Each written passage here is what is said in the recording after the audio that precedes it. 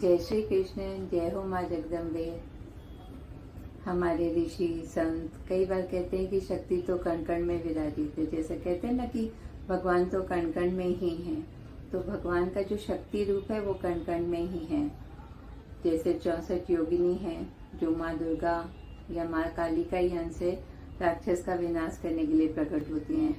51 शक्तिपीठ हैं जो भारत के कई विभिन्न प्रांतों में है। उनकी ऊर्जा ही अलग है। वहाँ पे 9 दुर्गा हैं जो जीवन का पूरा चक्र दिखाती हैं, जन्म, पालन और यहाँ तक कि अत्याचार होता है तो उसका विनाश भी करती हैं। तो जो शक्ति है उसके बिना तो भगवान राम भी विजय को नहीं प्राप्त कर सकते थे। इसकी एक बहुत सुंदर रचना है कवि निराला की, राम की शक्ति पूजा। होता ये है कि राम एक दिन रावण के साथ युद्ध में, राम के जो भी लोग थे, सैनिक थे, सेनापति थे, सब हार रहे थे। वैसे हार रहे थे और उनका मनोबल भी टूट रहा था। और भगवान राम भी कोशिश कर रहे थे तो उनके तीर आगे तक जा ही नहीं रहे थे, वापस आ जा रहे थे। तो राम ने देखा अपने ध्यान से तो कि आज तो माँ शक्ति आरूढ़ है रावण के रथ पे।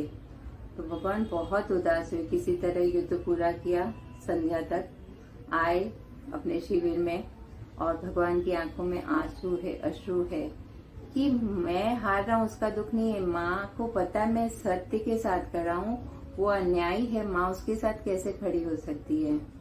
बाकी सब तो उदास थे, लेकिन जो सीनियर थे जामवंत जी, उन्होंने कहा कोई बात नहीं, आप भी भगवान जैसे रावण ने आराधना की है वैसे आप भी कीजिए माँ की शक्ति की आराधना। तो ये बात भगवान राम को समझ में आती है और हनुमान से कहते हैं कि ठीक है, तुम 108 कमल के पुष्प लेके आओ और मैं पूजा करने के लिए बैठता हूँ और कोई मुझे परेशान न करे, डिस्टर्ब न करे, इसका ध्यान रखना।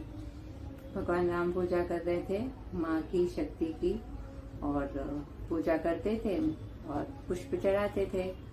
तो जब उन्होंने 107 पुष्प चढ़ा दिया तो माँ ने सोचा इनकी परीक्षा लेनी चाहिए। तो एक पुष्प माँ ने गायब कर दिया, हटा दिया वहां से। तो भगवान ने देखा कि अरे पुष्प चढ़ाने के लिए तो पुष्प नहीं था, अब वो उठते तो फिर पूजा पूरी नहीं होती। तो भगवान ने सोचा अभी क्या करूं, मेरी पूजा में विघ्न आ रहा है। भगवान को ध्यान आया उनकी माँ उन्हें राजीव कहती थी। तो भगवान ने कहा ठीक है, मेरे पास तो अभी 2 कमल हैं, तो मैं अपने नयन माँ को चढ़ा देता हूँ एक पुष्प। जैसे ही भगवान तीर लेके अपनी आंख तक पहुँचते हैं कि भाई अब आंख निकाल के माँ को चढ़ा दूंगा, तभी माँ भगवान का हाथ पकड़ती है और कहती है रुको राम, जीत तुम्हारी होगी। और उसके बाद भगवान राम को जीत मिलती है। तो बिना शक्ति की पूजा के तो राम भी नहीं जीत सकते थे। जय प्रभु, सबका मंगल हो।